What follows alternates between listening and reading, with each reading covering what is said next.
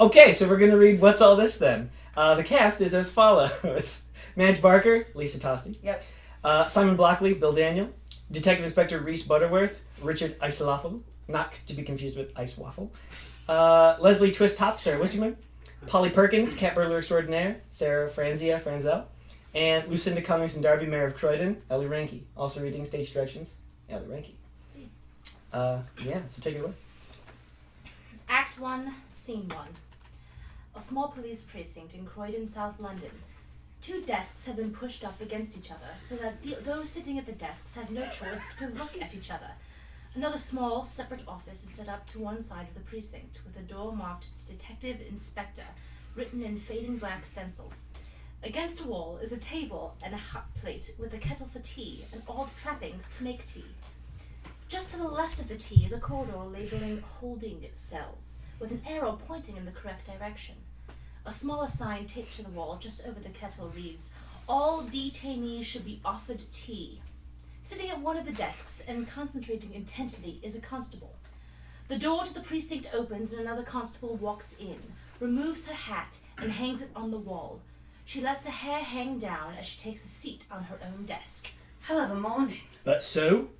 An old woman flagged me down. She told me she'd been mugged. Some fraud fobbed her on the head and kicked her in her house cat. Nicked her house cat. Kicked her right in the house cat. Was she dead?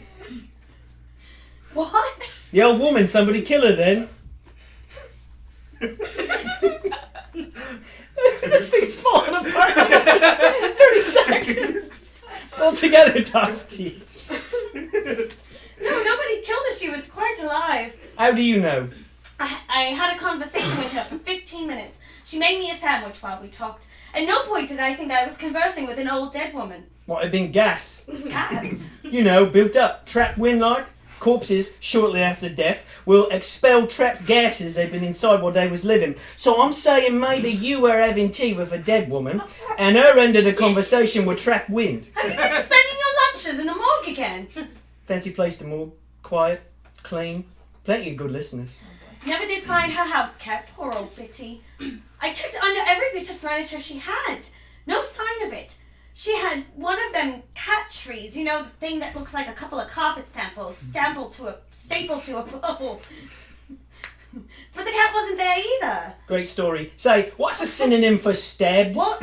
Stabbed, a synonym. I'm writing a report from a case I just got back from, and I can't just keep saying stabbed over and over again. Was someone stabbed? Well, there was an incident at a Sainsbury's not far from here. Apparently, 2 people started fighting over the last pork sausage roll, and one of the customers was struck repeatedly in the face, head, and neck with a frozen sausage. So, yeah. Haven't I always said they need to put warnings on those sausage rolls? They make them too sharp. The embarrassing thing is this isn't the first time I've been on a case like this. Same thing happened 2 winters ago.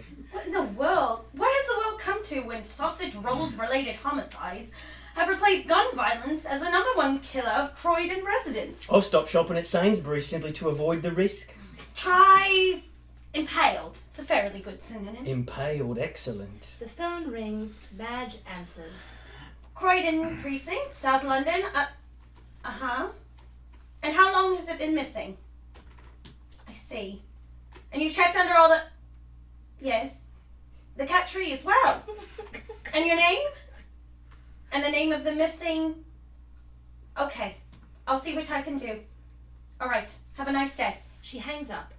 You'll never guess what that was about. Somebody found your dead Gram? No! That old woman was... She wasn't dead. There was another cat-related incident. Another poor woman thinks she's nicked her cat. 2 stolen cats? It's becoming a sausage roll of theft. No evidence of the cat either. Nary a hair left. It was like the cat had never existed. But get this, she says she found the window open near the little tray, near the litter tray open. She kept a window near the litter tray. That's what she said. Why? What do you mean, why? I'm just saying it's a strange place to keep a litter tray, isn't it? Perhaps. Perhaps it was to deal with the smell? I'm just saying one rough shit and the cat's out like a shot. What kind of a rough shit is it? I don't presume to know the kind of feline bowel movements that would rocket a cat through an open window. I just thought it was a joke. Oh, I just thought of a joke. Would you like to hear it? Is it related to the subject at hand? It is. Alright, let's have it. How did the Romans get rid of their mice? I don't know. With a catapult! Simon doesn't laugh. He sits and processes the joke. Madge, annoyed, has to check in with him. Did you get it? The Romans had mice. Yes. And they used a catapult. Yes. The joke is the word cat and catapult. Yes. He thinks about it again. It's funny. I thought so.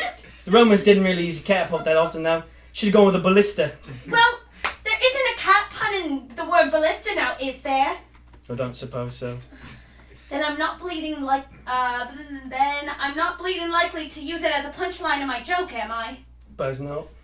I think I liked it better when your sister was on the floor. She at least laughed at my jokes. The phone rings again. Madge answers. Croydon Precinct, South London. You're kidding me. When?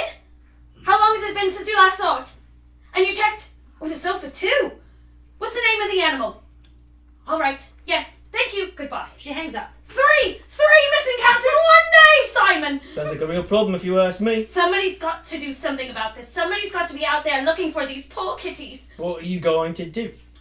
I'm going to tell you what I'm going to do. I'm going to take this to the detective inspector. Upon saying his name, the detective inspector emerges from his separate office carrying a large stack of folders and speaks firmly. His mustache is absurd. You know Nietzsche? It's worse than that. I don't even think his mouth can be seen when he speaks. Right, look alive, you swords. We got a bit of a Kleenex on our hands. They both just stare at him. He seems befuddled. A Kleenex. Kleenex tissue issue.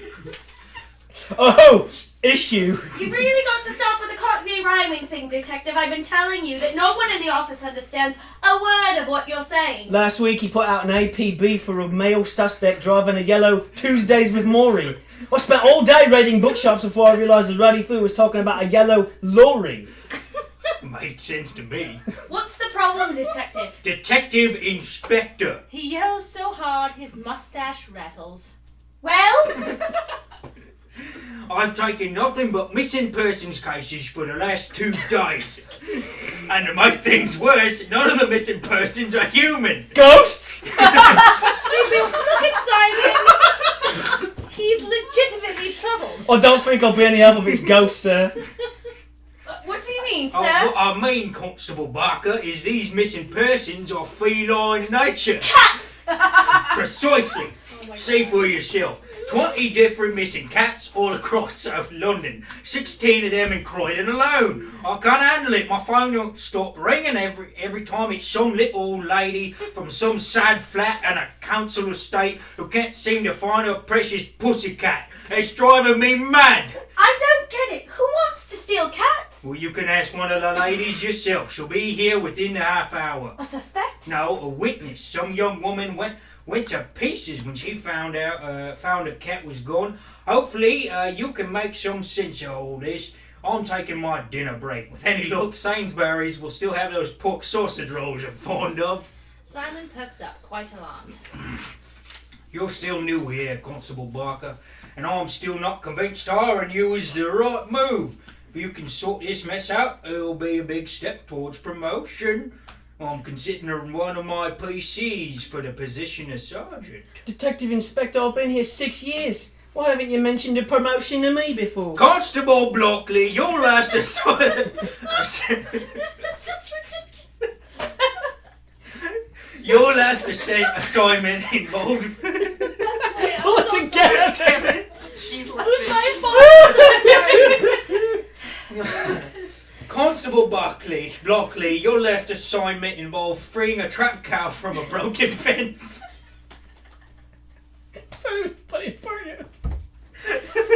I'm reading ahead. I know. Yeah. And it resulted in 6 casualties, including the cow. The day I give you a promotion is the day pigs fly. He starts to leave. He points back at Madge. Sort it out, Constable. Slam! Madge and Simon are again alone. It's not fair. Don't you have sausage roll homicides to sort out? Less than a year and he's already eyeing you for a promotion. In 6 years I've seen 12 constables come and go. 12? South London isn't exactly the booming metropolis it used to be. They get bored and they move on to other precincts with better pay and nicer chairs. Of course, 5 of those 12 were viciously murdered. There have been 5 dead officers in 12 years. Just 1 year, actually. The cow and the fence business. Sweet Jesus, Simon! Have you ever considered moving on yourself? London's an awfully big city. Plenty of other precincts looking for an officer of your, She analyzed Simon before choosing her next words carefully. height. I am the perfect size for getting into small places, aren't I? Yeah, say someone slips through a hole in a fence or tries to hide under a particularly small table. You'd be the perfect officer to sort out that mess. My talent is wasted on paperwork. An unassuming young woman comes into the precinct just then. She looks frazzled, maybe even a bit nervous. You keep telling yourself that. I'm going to take care of this business. Hello, dear. How can I help you? Are you a police officer? Sorry, no, I do plumbing and septic. Somebody called me and told me this precinct was full of shit, and I figured I was right up my alley. No response. That joke went about as well as one would imagine. Madge tries again. Sorry, yes. That was, a joke. I'm not a plumber. But I do seem to be handling all the shit around here. Madge Barker, Constable Barker. What can I do for you, miss? Holly, Baloo, I'm here about my cat. Right! You said your cat had been stolen. That's right. Are you the person I'm supposed to talk to? Yes, if you'll just have a seat, we'll get you taken care of. Madge takes out her notebook and begins taking notes as Holly tells her story. From the beginning, Miss Baloo. I had just gone out of my Tolkien Orc appreciation class and I started heading towards the Charing Cross tube station. Hang on!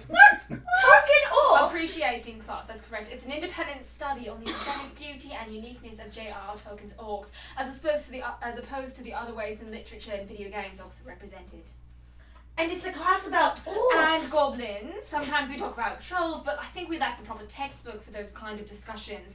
A lot of people forget that Tolkien was the creator of orcs as it exists in modern culture, before the likes of World of Warcraft or D&D ran their good name through the hypothetical mud. And this is a class taught at a school? It's more like a rented storefront.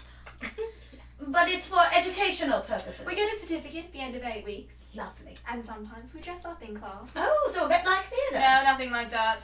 Okay, continue please. So I was still in my orc costume when I get to the front door of my flat and I notice something odd. Odd. The door had been forced open and Shagrat wasn't inside. And Shagrat He's the orc that steals Frodo's mithril shirt in the Tower of Cirith Ungol. Madge just stares at Polly. He's my cat.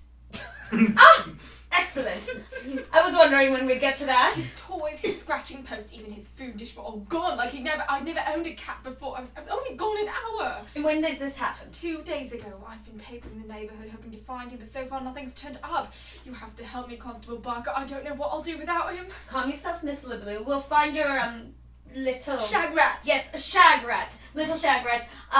He's as good as found. If you could just give us the description of the cat, we'll be on the lookout for him. He's on a mighty big list. I won't lie to you. I've had my hands full in the last hour now with missing cats. You have? Oh, yes. It's becoming something of an epidemic. Could you say it was a catastrophe? I might go as far as to say so. I see what you did there. Polly smiles an odd smile. Nobody that has recently lost something would smile this way. We'll notify you as soon as we can if any new information about your cat. Just sign this paper and leave your contact information.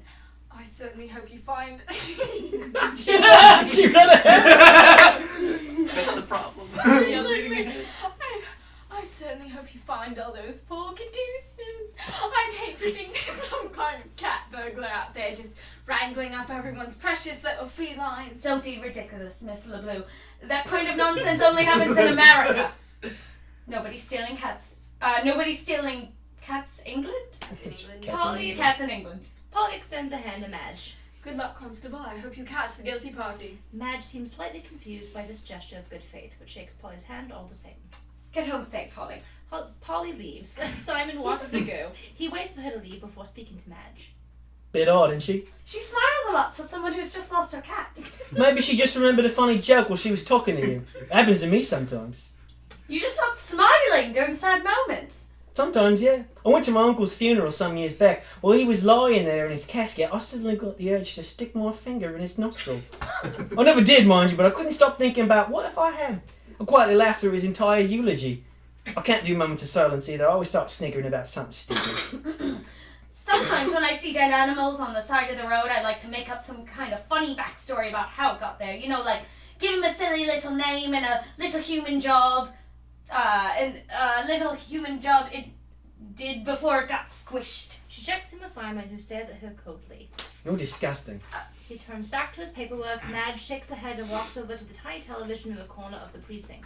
You think Bullseye on at this hour? I fancy a bit of telly to keep my mind on all these missing cats. Bullseye in on Wednesdays. It'll be Family Fortunes. It makes no difference anyhow. They're all usually reruns. She switches the television on, only to come in mid-report on some breaking news story. It is being delivered by a curly-haired woman in horn-rimmed glasses. She speaks harshly into the camera, seemingly never blinking. If a praying mantis and Ethel Merman could have had a child, this would have been their offspring. To a rapidly gathering crowd near the Grants building where the video of this masked criminal has begun to air. As usual, loyal readers, I was the first to arrive on the scene earlier today when I noticed strange men in grey coveralls erecting the screen that the video was to play on. When I asked them what they were doing, they told me to stick my editorial where the sun never shines. As you all know, loyal readers, there isn't a single spot on my body the sun hasn't shown, so I dismissed their inadequate insult. I've been waiting patiently, taking occasional notes, until a sizable crowd gathered at the site for the promised 5 o'clock airing. We take you now into a strange woman in a mask, making threats. A projected video of a mysterious woman wearing a domino mask appears. She is surrounded by cats, with the sounds of them mewing piercing through the poorly filmed video. She smiles before addressing the audience. Her voice is partially distorted.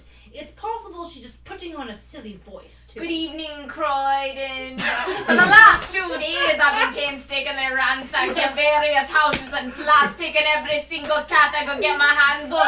They belong to me now. For too long have you lived your lives treating these helpless felines with such carelessness and disrespect. I've decided you are not worthy of such companionship. If you ever want to see them again, you will gather £4 million in an unmarked plastic carrier bag and leave it at the letterbox 31A Rodley Street.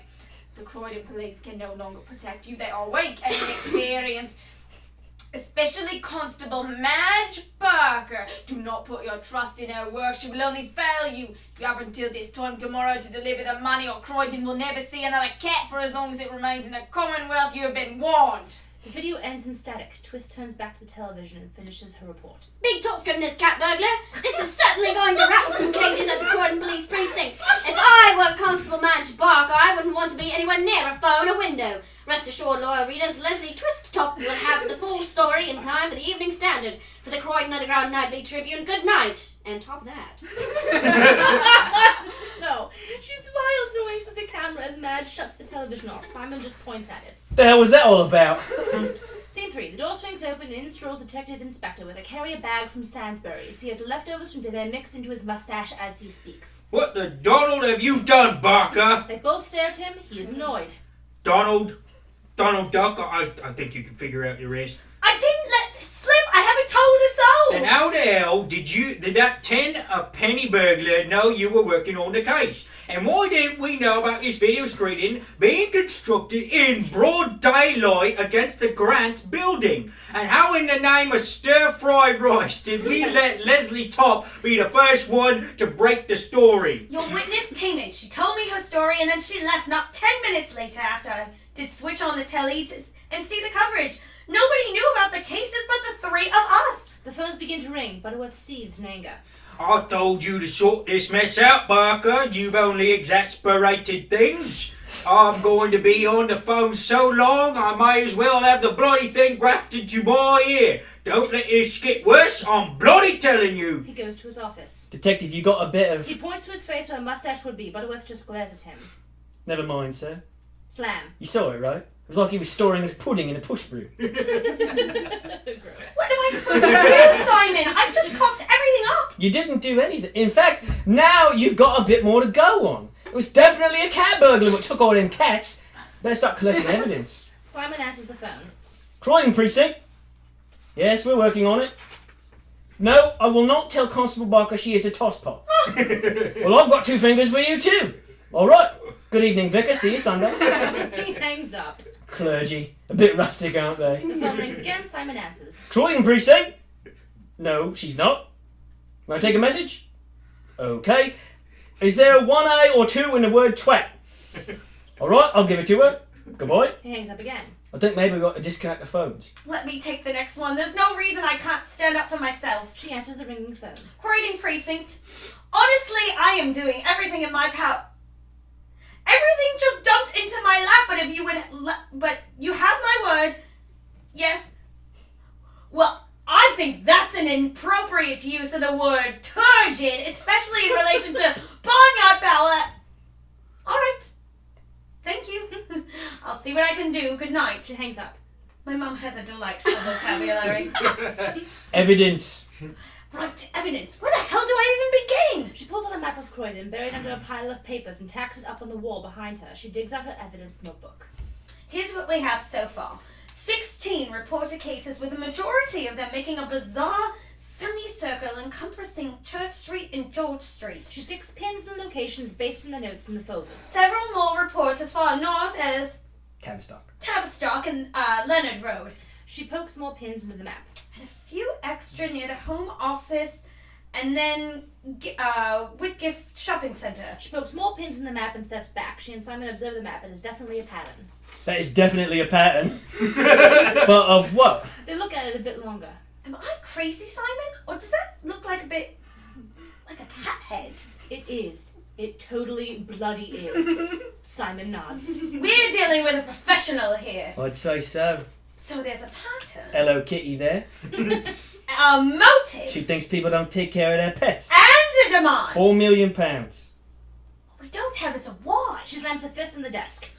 Why does this always happen? What are you on about? Every time I get close to an arrest, I just... She stops herself. Never mind. There's a knock on the precinct doors. No. Who the hell could that be? Maybe you better go and hide. I'll deal with them for you. I told you, Buckley, I can fight my own battles. Let them in. I'll deal with them myself. He opens the door. In runs Polly, clutching a bag in tears. Polly? Oh, Constable, it's horrible. Just horrible. She flings herself into Madge's arms. Simon looks surprised. That miserable cat burglar is extorting us devoted cat mothers and fathers, and for what? To prove some point about, I don't know what. Calm down, Miss LeBlue. Now, here, have a cup of tea. Baloo. Baloo. She pours Think the bear. her a cup of tea as Polly tries to calm down. Simon just stares at her. What? Nothing. It's just a lot of emotion for a cat, you know. She glares at him. He slowly wheels his chair farther from her. Squeaky. Madge hands her the tea. Polly sets a bag down on the chair beside the tea station. Here. Why don't you tell me why you came back? Okay? Help me out. In between sobs, Polly is able to get out the message. The cat burglar, she said 31A Broadway Street. She sips the tea and starts to calm down. Oh my, Constable Barker, this is the perfect cup of tea. It's my specialty. Now, what about Broadway Street? Has anyone ever mentioned you look quite good in that police uniform? Well, no, actually. Thank you. You're very welcome. Oh, that hat fits you just right. Well, they're standard issued and we get fitted before we get them, so... Yes, it fits my head. Bobby on the beat. She stupidly dips her fingers in her tea, but burns herself and sticks her fingers in her mouth to cool it down. Ow, hot. That's perfect. That's perfect. After a few seconds, she starts seductively, but gently biting her burned finger. Madge is confused. Is this erotic? Did you want to explain the significance of Rodley Street? All right. She knocks it off, probably for the best. 31A Rodley Street is my address. Seriously. Hand to God, this cat burglar is targeting me. What could you have possibly done to have warranted her attention? Do you have any enemies? Why would she think to make your letterbox her drop zone? Honestly, She leans in closer to whisper. I'm an heiress. An heiress. Simon leans in, attempting to hear the conversation. What about her ass? Broccoli! Go answer a phone or something. He sits back and starts hurriedly, flipping through a file, still trying to listen when he can. My father ran the largest distributor of cat food in England. Fancy feast? That's right. My father was Erskine Fancy Feast. It's the best name After my parents died, I took my mother's maiden name in order to retain some anonymity, but the operation still sends me royalty checks. Why didn't you say something I sooner? didn't think it was relevant during our first conversation. What do I do? Nice to meet you. My cat's been stolen. I'm an heiress to fancy feast. Actually, that would have been very helpful. Oh, well, this is awkward. No, it's perfect, Simon! Yeah? We have a pattern, we have a demand, and thanks to Holly Hair, we've got a bloody motive. So this cat burglar wants to bleed Croydon dry in order to bankrupt Fancy Feast. It makes perfect sense to me. When people figure out who I am, they'll assume I'll foot the entire amount to rescue all the cats. We all know Croydon doesn't have £4 million to spend on stolen cats. She has a point. Which is why we're staying here. What? You heard me. Miss Baloo is staying in the precinct until this mess gets sorted out. In here, there'll be nobody to question her about her parentage. Nobody questions her, nobody blames her, and with nobody to blame, we are one step closer to luring this cat burglar out of her den. Cats don't live in dens. Lockley! Right. Do you really think I'll be safe here? What if the town comes looking for answers? You're not exactly the kind of company one considers safe. The cat burglar named you as being responsible. Just then, the sound of a gathering crowd could be heard outside of the precinct. Simon stands up and rushes the door, looking outside. Lockley? Simon turns to face her. We're buggered, Madge. Storming off his office, Detective Inspector Buttersworth looks like a man possessed. Constables! Does somebody want to explain why the entire village of Croydon is standing outside our Alan? Nope. No way anybody understands that. Alan Moore! Front door! It's me they want. This cat burglar didn't say much to turn the whole town against me. Simon, Yeah? put Miss Baloo into the holding cells for her protection. On it. He grabs the keys and gently leads Polly to the holding cells. You could bring your tea with you, miss. Detective Inspector Reese. Reese, I can handle this. She picks up a patrol baton and rings it in her hands. Let them in. The growing sound of restless South Londoners can be heard just on the other side of the door as Act 1 ends. Lovely. I feel like I need a spittoon. Shall we just continue? Yeah, how's everyone feel? Yeah? Very good, Plow yeah. through? Well, go You for guys it. are all really funny people, and I'm happy that I know you. Right, I was imagining they're just sitting there at the beginning, and then over the speakers is the stage directions and that perfectly coiffed British. Here we are. I think one of my favorite things about your writing is the fact that you give a stage direction that the person says in the next line. He looks confused. I'm confused. There's definitely a pattern. There's a pattern! Oh, that's definitely a pattern. Act 2. Act 2. Keep us on track. Act 2, Scene 1. Standing almost exactly where she was when Act 1 ended, Madge is still holding a patrol baton. Facing her, in front of the doors, is Leslie Topp. Her notebook is open and her pen is ready. Butterworth watches them both. As much as I'm sure you'd enjoy bashing my head in with your little hit and stick, I've only come to ask you some questions. And the rest of the village? You satisfy me and I'll satisfy them. We all just want some answers. If the mob doesn't disperse, they'll have their answers. Rookie Constable bludgeons the entire town. Now that's front page material. Too bad there'd be nobody left to read it. Madge tightens a baton in her hand. Twist raises a pen to pacify the constable. Consider this pin an olive branch. Help me help you. Just let her ask the questions, Barker, and then she'll leave. We'll all leave. Promise. Cross my heart and hope to die. Madge lowers her baton. 10 minutes. Brilliant. They sit. Twist begins. First up, are you a reader of my paper? The Croydon Underground Nightly Tribune, no ma'am, tends to leave a bad taste in my mouth. Well, it's not for everyone, but I can assure you those who are fond of it can't get enough of it. Now for my questions. How long have you been a constable in this precinct, Miss Barker? 11 months. Oh my. Not a girl, not yet a woman. Barely out of your training nappy. That's not a question, Tris. I'm merely trying to get to know you.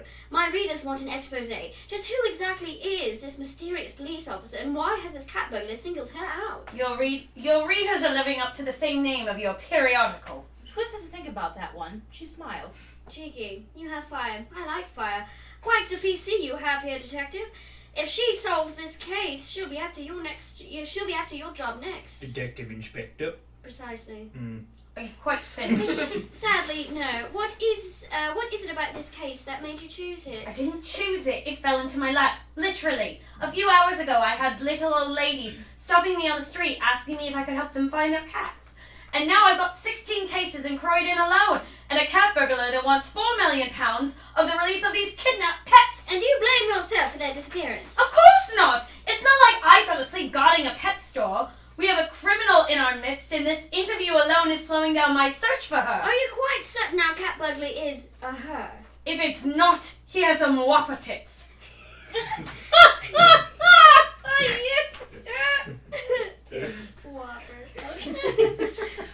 I quote you on that last bit? This interview is over. Good night, Miss Top. She starts to push Twist closer to the door. She digs her heels into the floor and continues to ask questions. Is there any truth to the rumour that you're currently housing a suspect? Why'd you say that? She stops pushing. Witnesses say a young woman was seen entering the precinct mere minutes before the rioters arrived. What witnesses? Whoops. It was me. I was the witness. Goodbye, Miss Top. You can't hide the truth, Constable Barker! My readers demand satisfaction, and this crime will be solved either way, either by the police or by a vigilante reporter hungry for justice and a golden tabby.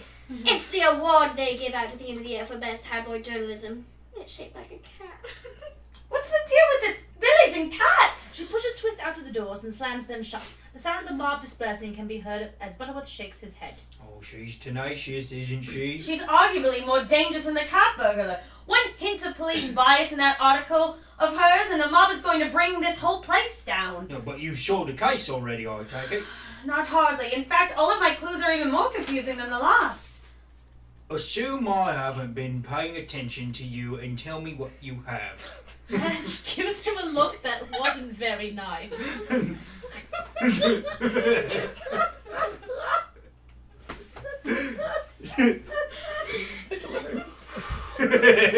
Assume I haven't been paying attention. Our cat burglar has robbed 20 South London flats of their feline companions. Our cat burglar is female, since she was unable to hide her gender in the video she released earlier this evening. She is demanding £4 million to be delivered to a letterbox on Rodley Street. That same street where the witness we are the same address as the witness we are currently holding. Her kidnapping pattern has taken the shape of a giant cat's head, with 16 Croydon cases forming most of the face, and the other 4 making up her crude whiskers. Our witness, Holly Blue, apparently the heir to the Fancy Feast cat industry.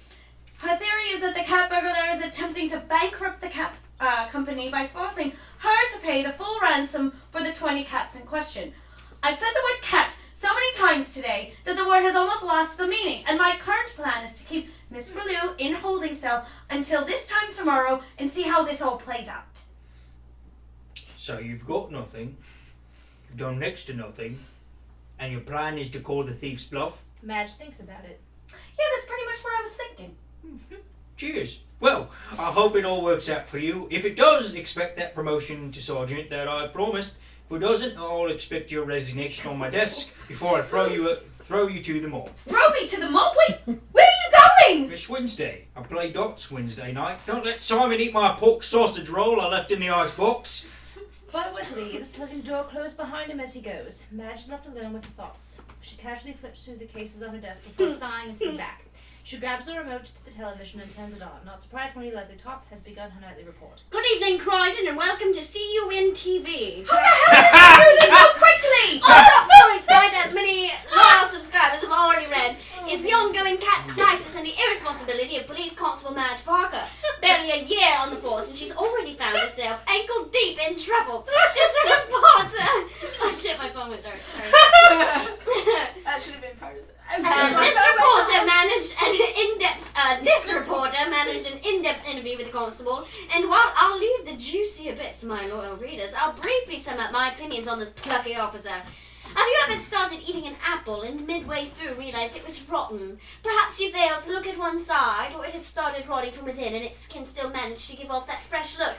Our dear friend Madge is nothing short of that apple.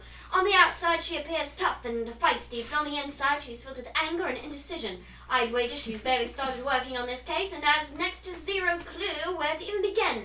Her only lead, this picture of a cat made out of pins across the map of Croydon, seems to be all she has managed. She shows a sneaky snapshot of the map from Madge's office. How did she? So what do you think, loyal readers? Can little Madge solve this case? I'd say she owes us all an answer. Good night, Croydon. Top that. Madge angrily clicks the television off. Stupid Leslie Topp and her stupid instant reporting. Madge sits back in a chair, starting to doze. The hands of the clock on the wall turn faster to indicate the passage of time. As it happens, Madge begins to dream. She dreams of Polly, who steps out over the holding cell corridor and approaches Madge. She starts acting like a cat, pawing at her in that way cats paw on people. I always refer to it as making biscuits. Thank you, author. It's true. She licks the tip of Madge's nose, which wakes her up. Holly, what are you doing? What's all this then? Polly doesn't answer. She just purrs and curls up in Madge's lap. Holly, please, this is uncomfortable for either of us. This isn't comfortable for either of us. Then suddenly the lights change. Polly leaps out of Madge's lap and takes her by the hand. The desks roll away and they begin to dance. A seductive dance. This whole sequence is a bit like the Dream Ballet in Oklahoma, I do one of these in every play. but not nearly as lame. After a few moments and a cheeky little tease to a kiss, the music changes, becoming more lively. They dance a dance similar to the choreography for the song Step in Time from Mary Poppins, but just as similar enough to avoid being sued. Maybe the whole cast comes out and dances the dance too. Why not? It's a bloody dream! Polly twirls Madge back to a chair, the desks return to their original position, the other cast members disappear, and Polly straddles Madge, practically nose to nose. I don't understand. It's time to wake up, Madge. Wake up, Madge! The lights shift. When they return, Simon is gently shaking Madge by the shoulder. Madge wakes with a start. Where'd she go? Where do you go? Miss Baloo, Holly, there was music and dancing. She sat in my lap. What are you on about? Nothing. What time is it? Nearly 9. The detective inspector will be here soon. Shouldn't have fallen asleep like that. Why didn't you wake me sooner? You told me to guard the witness. Right. Wait a tick.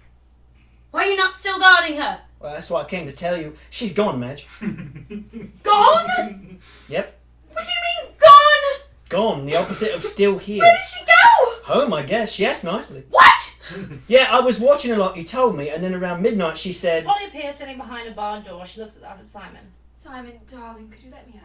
I don't think I'm supposed to do that, ma'am. I don't want to be here anymore. I'd like to go to bed. Could you let me out, please? I don't know. I'll come back tomorrow morning. You could keep guarding me then. I could even stop at a cafe near on the way. Would you fancy a cappuccino? My treat. Alright, just, don't go getting yourself captured. Cross my heart. She crosses her heart. He unlocks the door and lets her go. He turns back to Madge. And she left.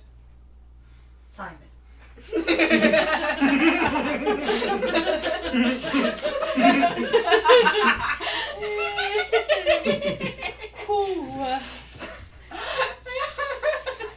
Sorry. I realize It was it's Mom. difficult to be a police officer, but could you try to be less of a div? You just let her leave. You Gormless. gormless, manky drunk. Such great words. She was our only lead, and now who in the bleeding hell knows where she's gone? She said she'd be back. And you believed her! Could you be any more thick? Simon is devastated. I was only trying to help. Oh, why don't you help by actually solving a case or filing your paperwork correctly, or doing something that a police officer actually does, instead of staring at the dirt waiting for the grass to grow? Simon starts to leave. He turns back to Madge. You have no idea what it's like to be me. The things I've been through, names I've been called. I may look like some pillock who just lets things just slide off him, but I've got feelings too. He leaves. Madge sighs. She knows she's done wrong. Just then, Boeth arrives. He is severely hungover. Constable. Detective Inspector, I'm still working on it. Not so loud, Miss Barker. It's been a rough night. Could we somehow make it darker in here? That'd be lovely. If anybody calls for me, I'll be under my desk. Put the kettle on, a cup of tea in a few hours. He's still holding a pint of ale. He sets it on the desk and opens a drawer, wherein he produces an egg. Are you still drinking? Oh, this? Yeah, I guess I am. Just a little hair of the dog, you understand? He cracks the egg into the beer and drinks the entire thing. He belches loudly and staggers into his office, where he gently closes the door. Madge is left alone again. I left the Metropolitan Police for this. Metropolitan. I can speak. I like There you go. Metropolitan better. I like Metropolitan. Just then, a note slides into the door of the precinct. Madge stands and collects the note, opening it, looking it over. A plain letter, in plain letters and on plain paper, it reads. Turn on the telly. She obliges. Guess who? Twist is reporting once again. In an unprecedented turn of events, Croydon's mayor, Lucinda Cornington Darby, came out of her self-imposed 3-year isolation to comment on our cat burglar's demands. We take you now, live, to Mayor Cornington Darby. A 10-year-old girl steps out in what can only be described as a combination of Jedi and wizard robes. She addressed the audience in a Big Brother-esque statement, complete with 2 large videos of her face playing beside her as she speaks. Oh my god. Come on now. Citizens of Croydon, we have come to a crossroads. And now we must make a choice. In an effort to save the cats of our beloved town, we will meet this terrorist's demands. We are prepared to pay the agreed-upon sum of £4 million. In order to achieve this expensive price, we will be making crucial cuts. The first cut is the immediate removal of the Croydon precinct and its police officers. Let it be known I have never been fond of the Croydon constables, and I find the building to be an eyesore on the skyline of our fair town. The second and final cut will be in the village of Croydon itself.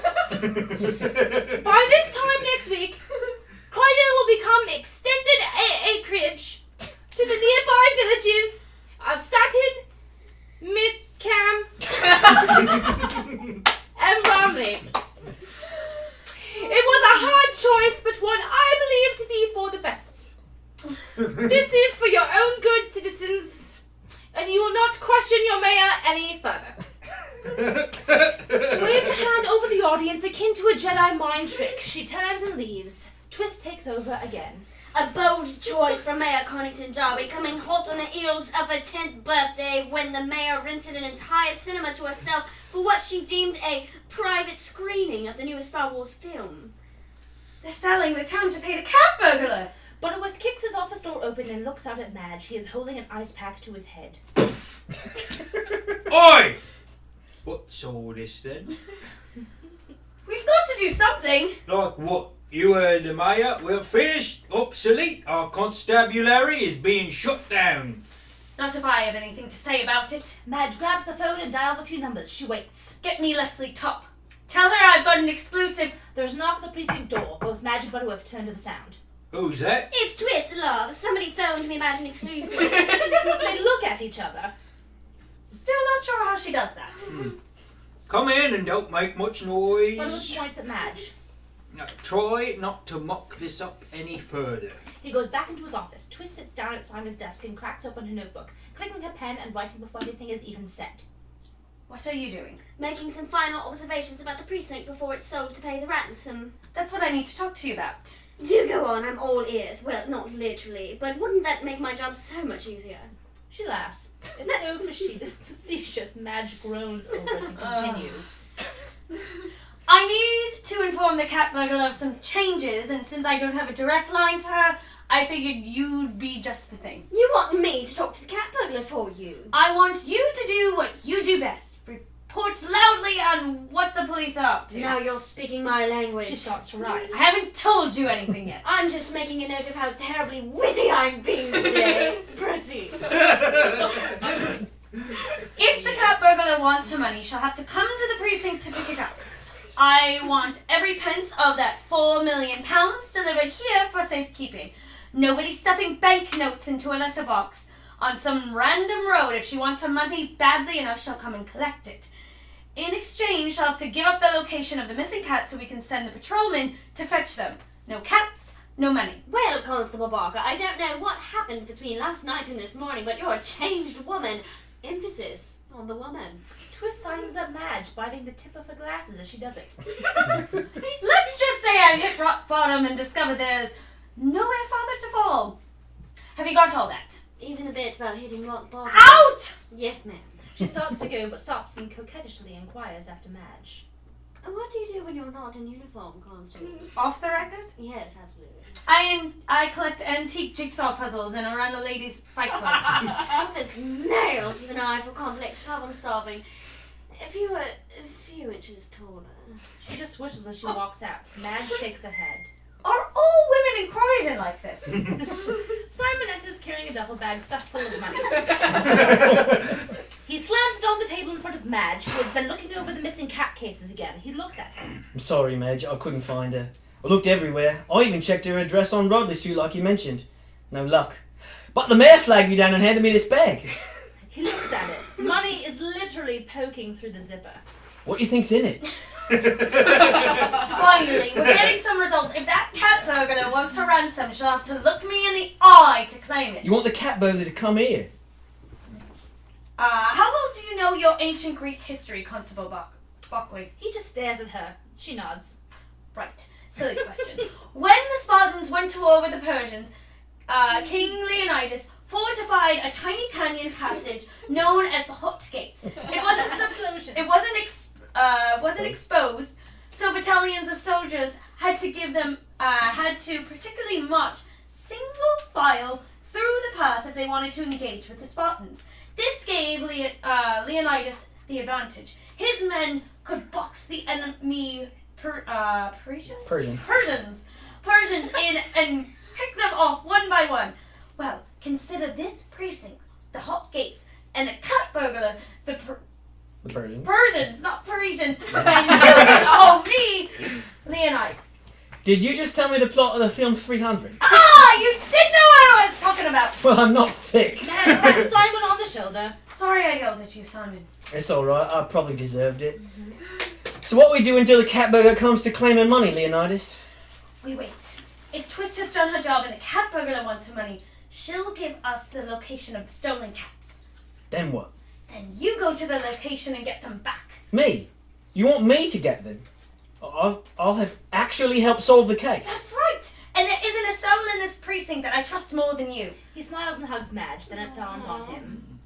It's not really a compliment when you think about it, though, is it? It's only you, me, and the detective inspector. I tried. Well, it's the thought that counts. He thinks about it as he plays with his helmet. What do I do if I run into trouble? It's not like I have a gun. This is South London. Nobody's got a gun. If you get into a mess, use your baton. I might have a problem there. He opens a door in his desk and pulls out his baton. It's actually a Swiffer duster. There were some budget cuts a few years back so the Home Office replaced the old models with these. Insisted they'd have multiple functions. There haven't been many cobwebs in the precinct since then, though. Swings and roundabouts. I wouldn't worry about it then. Simon sets the duster on the desk. Madge notices something in the chair beside the tea kettle. Has this been here the whole time? She points to the bag sitting on the chair. Yeah, it's a tea kettle. The bag, Broccoli. The bag on the chair. Oh. Yeah, I think so. Since when? Yesterday, I think. Miss Ballou brought it in with her. Holly left her bag. She didn't exactly have time to collect it. We put her in the holding cells, then I let her out the back door. She must have forgotten it. Madge grabs up the bag and starts digging through it. Whoa, what are you doing? I'm looking for her wallet. You're a police constable. You're not supposed to be nicking wallets. Simon, I'm checking for identification. If it's Holly's bag, maybe there's a phone number to reach out for her. What if she's left her flat keys or her mobile? If she had, she'd have come back with them sooner. Hopefully she took her money. She still owes me a cappuccino. Hello. She pulls out her wallet and cracks it open. She reads it for a few moments and sits down. Whatever she's just read doesn't make any sense. What's that? It can't be. What? Madge digs through the bag a bit more, finding something else of note. She stops and throws the bag in a drawer on the desk. Leonidas. Leonidas. Leonidas, hey! He's Why like- do you... Oh, sorry. Nope, go ahead. Why do you keep calling me Leonidas? You told me to. I think I solved the case, Simon. I solved it and I don't like it. You The did. phone rings and startles them both. Simon answers No! every time. Croydon precinct. He listens for a moment, the colour vanishes from his face. He covers the receiver and speaks to Madge. Madge, you want to hear this. He speaks on the phone as he switches it over to speakerphone. Could you repeat that, please? A distorted voice speaks to the phone to Madge. I am Ollie. Perfect. There's a moment of silence, followed by the sound of the phone hanging up. They both just stare at the phone. Madge, Who's Ollie? I can't tell you how badly I wish I hadn't traded my baton in for a duster. There's a gentle knock at the precinct door. A timid and frightened voice speaks to the door. Oh, sorry. Yeah, no. It's me. Could you let me in, please? Holly? Oh, she came back. Thank Christ. Do you think she has more cappuccino? Simon, don't! Simon opens the door and steps back, startled. Polly comes in with a homemade bomb vest strapped to her chest. Ah! She looks like she's been crying, and she holds a piece of paper in her hand. She gently walks close to Madge. Take it. She holds the paper out. Neither constables take it. Neither constable takes it. Polly looks desperate. Take it. Please, just take it. What is it? The cats. The location of the cats. You have to hurry. She's on her way here now. There's still time. Broccoli. On it. He gently takes the paper from Polly. Madge tosses him her baton. Just in case things get messy. You're the best. He tips the helmet to Polly. Awful sorry about all this. He dashes out of the precinct. Madge observes the bomb vest. What's all this then?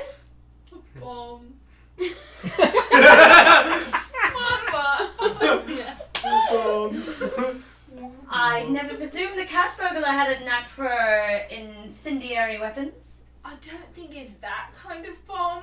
I watched her build it. 8 pounds of nepenthalactone rigged to a remote electrical fuse. And in the Queen's English? Catnip. It's a catnip bomb. And why the hell would someone build a catnip bomb? Because this cat burglar has a bizarre sense of humour. Do you know the kind of damage 8 pounds of explosive does? I saw an American blow up a bus with half that amount on YouTube. Well, double it and then factor in the mushroom cloud and feline marijuana. It's got to burn up when it goes off. Every stray cat in England will find its way here and just roll around in the debris. It'll become the mecca of hyperactive kittens. That sounds adorable, Polly. Yes. I'll admit, it does. But at what cost? At what cost does it? Did you just call me Polly? That is your name, isn't it? Polly Perkins. Polly says nothing. For a brief moment, her guard is down. You left your bag here last night. My apologies. I looked through it. I thought to return it to you. Madge opens the drawer and takes out the purse. She holds it out for Polly to take. Imagine my surprise when I saw your face beside a different name. And this. She reaches into the bag and pulls out a black domino mask. The same mask worn by the cat burglar in the video from earlier. Polly looks for the mask in the duffel bag filled with money on Madge's desk. Is that the money then? It is. But you won't see a note of it. How do you figure? Because I'm going to stop you. Oh, is that so? Just then, Butterworth opens the door to his office. At some point during the last few scenes, he has changed into his pajamas. He yawns as he steps out, clutching an uneaten pork sausage roll. Oh, I must protest, ladies. If you're going to be hysterical, could you kindly keep it below 20 decibels? We're still trying to get over the Irish flu. Now, if you... Polly unzips a pouch from the bomb vest and pulls a gun. She shoots Butterworth, who staggers back against his office door. He looks at the bullet wound. Or say, I'll be shocked. He collapses. Polly points the gun at Madge. Madge keeps eye on the gun as Butterworth may or may not be dead. The lights fade, ending Act 2. Dun, dun, dun. I don't know what happens now. I know. Oh, you're all in Uncharted I territory. haven't read the new. Fantastic. Oh, yeah. Shall we You keep kill going? me in every show Just that you about. put me in. It's a logical He dies ending. in every It's only show. 10 pages. Let's plow through. Act 3, Scene 1. Calmly sitting across from each other, Polly still has the gun trained on Madge. Butterworth is still lying on the floor where he fell. He's definitely, probably dead. Polly spins in the chair. If it's not a chair that can spin, don't follow the stage direction.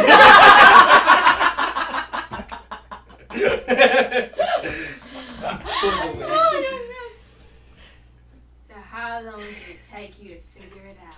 Honestly, about 20 minutes before you walked in the door with that stupid vest on. This vest is not stupid. I worked on it all night. Painstakingly sewing the pockets and cramming it full of catnip in C4. You're bluffing. There's no bomb in that jacket. You would know the first thing about making bomb explosives. Yes, I would. I took a class on how to make them. Was that before or after your orc appreciation class? Are you taking the piss? I'm saying you're more full of bull than Welshman's heifer. Some mighty thin ice. It's all so clear to me now. I should have solved it the second time you came in here. Your name. Holly Baloo. Hullabaloo. It's not even creative. You just panicked and came up with a name. The ransom amount, £4 million. 4 in French is Cut. Cut. Which sounds an awful lot like cat. The map! She turns and points at the cat head shape on the map behind her. All of that faff you fed me about being the heiress of Fancy Feast, the Fancy Feast fortune, none of it was true. All of this is stupid cat puns. I wouldn't be surprised if you were actually just 10 or 12 cats in a human suit trying to prove a point. A catnip bomb? It's not real! You're a big feline phony. Look here, this bomb is as real as me. I've got the wee detonator to prove it, see? She takes the detonator out of her pocket and waves it around for Madge to see. So you better watch what you say. I'm not afraid to She kill. points at Butterworth. And I'm certainly not afraid to die, especially for my cause. What cause? I think you know what cause. They speak together unintentionally. Cat's rights! Madge nods her head. Yeah, I thought so. This city has no animal shelter, nothing. Stray cats are forced to wander the city at night with no shelter, no food, no love. They're left to starve and die. For what? So the precious house cats of the citizens can go fat and happy? I don't think so. So you kidnapped the citizens' cats to do what? Force them to take in strays? Precisely 20 stray cats would have been off the streets and shown a better life. And in 7 or 8 months after they've been taken care of, I'd do it again. I'd do it as often as it took to clear the streets of those innocent, homeless kittuses. And you live with 40 or 60 cats at a time. How exactly would you be able to care for all of them? You simply don't have the ability to provide for that many mouths. That's where the ransom money comes in. £4 million buys an awful lot of fancy feast. So not only would you live with 60 cats, but you'd also have to provide space to store £4 million worth of cat food. Think of the cruelty you'd be committing. Cats would be neglected or forgotten, lost in your confusing flat, reeking of pheromone-laced piss and cat dander. And as soon as your home for the stolen cats would become just as unsafe as the streets. Any way you look at it, this situation is wrong. No, that's not true. Polly, please, you have to stop this. You did this, however unlawfully, with the best intentions. I can overlook the catnapping if you put the gun down and forgive yourself. And forgive yourself. She points toward Butterworth. I mean, I still need to arrest you for murder, but I'll forgive the business with the cats. I'm not doing this just for me. Oh, really? Because everything about this points to selfishness. I'm doing this for you, Madge. Oh my god. I'm doing this for the underdog. She thinks about that last word. Cat. I'm the cat. How? How does any of this have anything to do with me? Don't you see? You haven't even been here a year. Nobody understands you. Nobody knows why you even transferred. They don't care about you. You're just a lost, pathetic stray. Wandering the streets of Croydon, trying to scratch a living off it, being a beat cop. I bet you eat out of wheelie bins when no one's looking. Why would you even think that? Just pawing around for a scrap of old tuna. I'm not a cat, Polly. Oh, yes, you are. You're my cat. Oh my god. That's why I've been helping you. Why I came to you in the first place. Why I called you out in my video. Now the people know you. They've taken you in. They'll care for you now. You'll never be neglected again. Polly. The shout startles Polly for a moment, who How much stops is Sorry. Polly! That shout startles Polly for a moment, who stops talking and lowers the gun. This has gone far enough. I want you to know why I left the Metropolitan Police. Because it was a joke. In 3 years I worked for them. Every major crime slipped through my fingers because of incompetent co-workers. Constables ignoring my calls for backup. Incorrectly filed paperwork. Poorly serviced patrol vehicles. One of the detectives used to drink Strongbow out of my helmet. This was a reoccurring thing. So I left. I left because they were all maniacs. I left because I was better than that, and I knew it. I wanted my talent to be appreciated. I figured they did things differently in this country, but I was wrong. Because I left a city of maniacs only to discover the biggest one operating Only to discover the biggest one was operating out of Croydon. And her grand scheme involved extorting a city in order to support her unhealthy cat collection. So go ahead and tell me another reason why you did it, because nothing you say is going to keep me from arresting you. I am not some poor, pathetic, stray cat. I am Constable Madge Barker, and I believe you fucked with the wrong female! Yeah. Polly, now a bit more terrified, raises the gun again to a very pissed off Madge. You listen here. You push that bag of money closer to me and put your hands on that back wall now. Madge doesn't budge. I'm going to count to 4. Madge doesn't budge, Polly smirks. In French. Madge doesn't budge. That's right. I know, it's funny. Madge eyes the bag of money. Dieu. Madge eyes a tea kettle, beginning to whistle. Toi.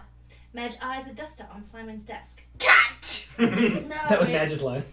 Sorry. Oh, sorry. Cat! She grabs the bag of money and flips it at Polly, who panics and shoots at it.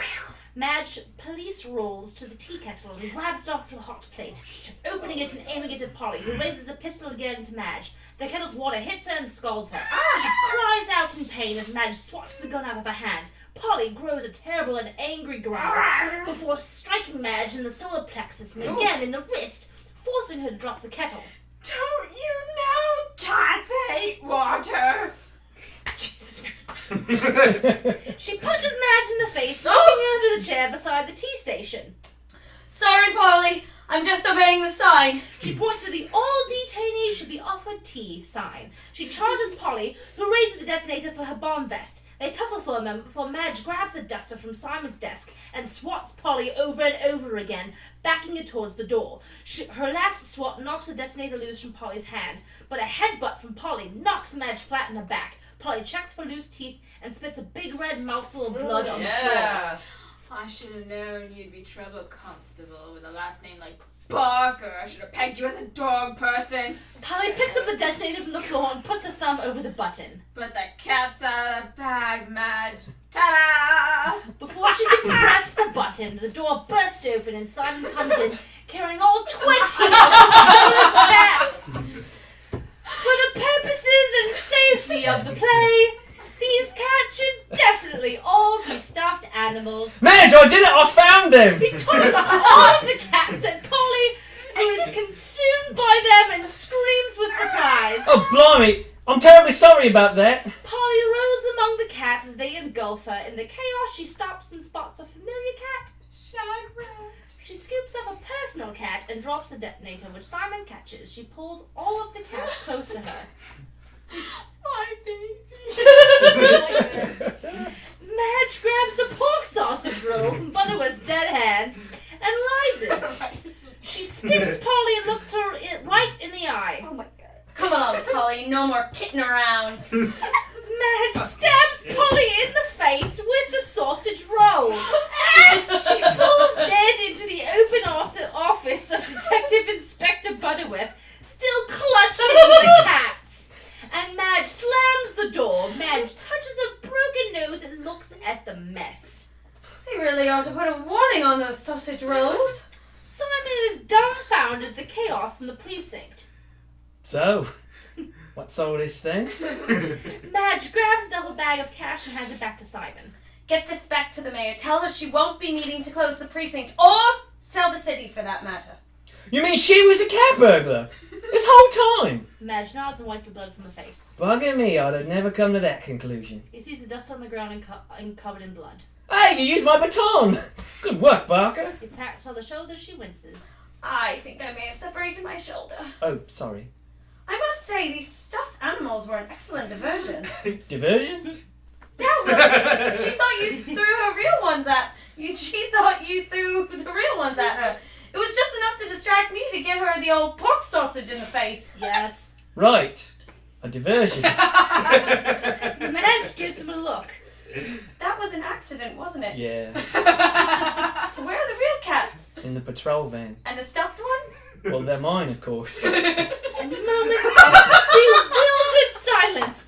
Let's call it a pinter perplexity. A pincher. And why did you decide to Well, I certainly wasn't going to leave him in the van with the real cats to tear up. He's a collectible. He looks at the detonator. Pretty risky gamble walking into a police.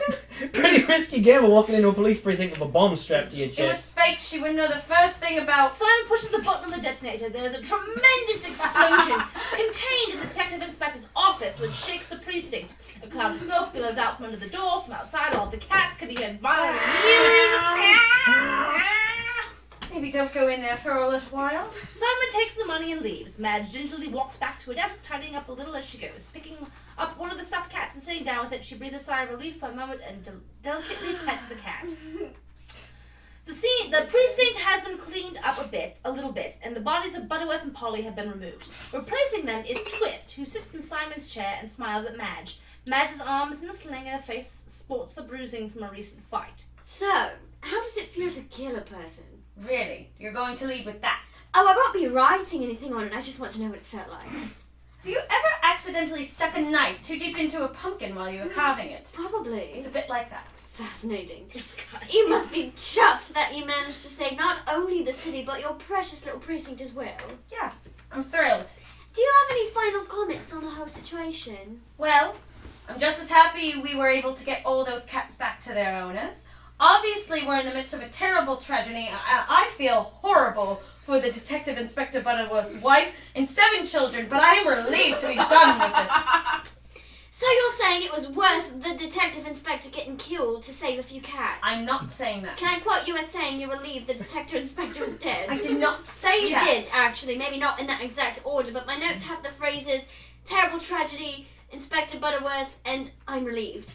Care to comment? Okay, are you ready? Ready. Write this down word for word. Twist repairs, Madge speaks slowly. I'm shocked and saddened to learn Reese Butterworth was murdered by Leslie Top. Twist writes it all down. She stops and looks over again. Madge smiles. Twist closes her notes. It ought to be a felony to take advantage of journalistic integrity. Make sure you don't leave any of your notes out when you type up your story tonight. You've got guts, Constable Barker. I respect the hell out of that. One last question. She opens a notebook. What time do you get off work tonight? Goodbye, Miss Top. Twist winks at Madge as she goes. Before she leaves, the doors open and in walks the mayor of Croydon, Lucy Clinton Darby. Twist genuflects to the mayor as she passes by. Your ladyship. Twist leaves as Mayor Collington Darby stands before Madge and Simon, who's been lingering this whole time near the holding cell corridor. Constables! Miss Mayor, a pleasure to finally meet you. How can I help you? Are you the officer who foiled the cat burglar and saved my town? I am. Take a knee, please. Madge gets out of her chair and kneels before Lucinda. Raise your hand. Madge raises her good hand. Lucinda motions to her to move closer. A bit closer, please. Madge leans in. Lucinda raises her own hand and gently high-fives Madge. She nods politely. As you were, Constable. Mayor Collington Darby turns and leaves the precinct. Simon shakes his head. You're lucky, Madge. Getting a high five from her is like getting knighted by the Queen. Ought to start calling you Dame Madge Barker instead of Constable. I suppose stranger things have happened in the last 24 hours. Certainly going to be a bit quieter now that he's gone. She indicates the door to Butterworth's office. You'll be filling in for him, no doubt. I mean, you saved the whole town. You could pretty much do anything. Taking over as detective inspector seems small in the grand scheme of things. Doesn't seem right. Detective inspector in less than a year of service. You've done more inspecting and detecting than Butterworth did his entire life. Good point. What about you? Me? Oh, I'm fine where I am. It's always going to be cows that need removing from fences. Simon. She picks up a baton and extends it to him. How would you like to be my sergeant? Me? Sergeant? That's what you wanted. He takes the baton from her and cradles it like a baby. Thank you. Thank you. He hugs her. She winces in pain. Oh, my shoulder! Sorry. He helps her back to the chair and adjusts his helmet. He gives the baton a spin. So, where do we start? How about this one? She holds up a slip of paper for him. This is an address. 79A Waterloo Road. Well, that's in London, isn't it? Yes, it's a chip shop. Fishcoteque. Fishcoteque. I've had haddock with peas, please. I'll have haddock with peas, please. Go find yourself something nice as well, Sergeant. Right away, Detective Inspector.